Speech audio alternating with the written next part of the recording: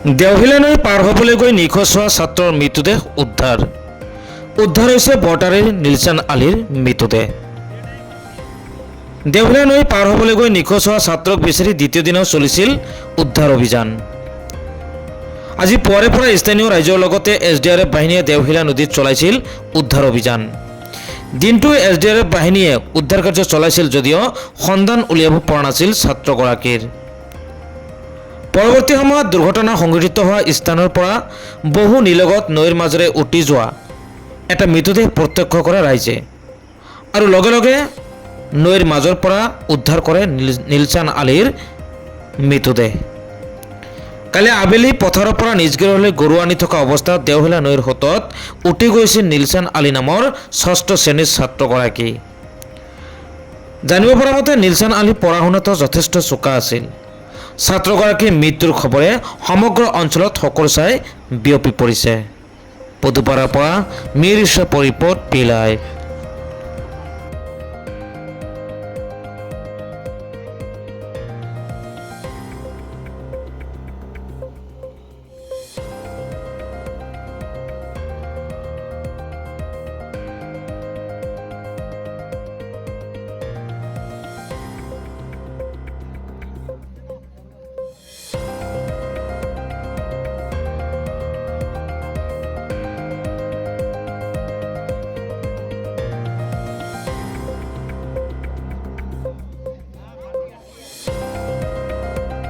হ্যাঁ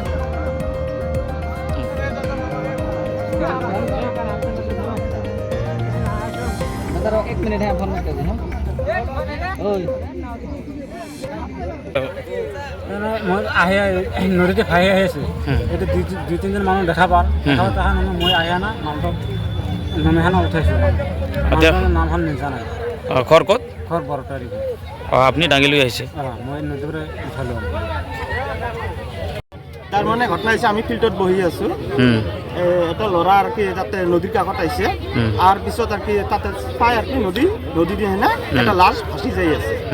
তে তাই আৰু কি মাতিলে এটা লাশ ভাসি যাই আছে হ্যাঁ। তেতিয়া আমি আহিলোঁ আহি দিম হয় ভাসি যাই আছে। আমি নৈত নামি হেনে উঠালোঁ কাম ল'ৰাজন চিনাক্ত কৰা হৈছে। কি নাম?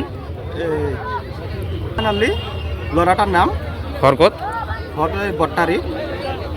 আমাৰ বৰতাৰী গাঁৱৰ নীলচান আলী নামৰ ল'ৰাজন কালি পথাৰৰ পৰা গৰু আনাতে নদী দি পাৰ হৈ আহাতে নদীত বুৰ যায়। কালিয়ে প্ৰশাসনক জনোৱা হৈছিল। প্ৰশাসনে কালিৰ পৰাই উদ্ধাৰ কাৰ্য চলাই আছিল।